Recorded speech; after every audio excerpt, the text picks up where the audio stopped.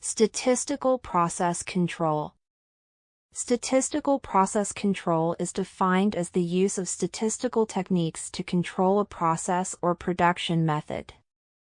SPC tools and procedures can help you monitor process behavior, discover issues in internal systems, and find solutions for production issues.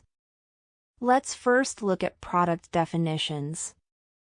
As we can see from the product definitions, a bicycle manufacturing company produces a bike frame semi-product.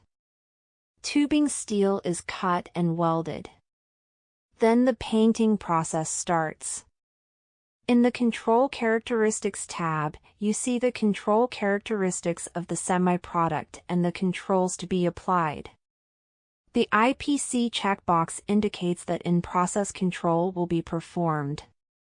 Nominal and tolerance values must also be entered for SPC.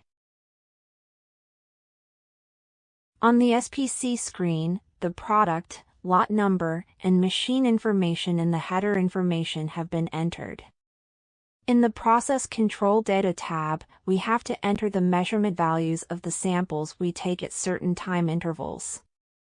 In the Statistical Data tab, USL, nominal and LSL values come from the product definition. All other values in this table are calculated from sample measurements. X-bar chart tab. Our chart tab. And customizable printout.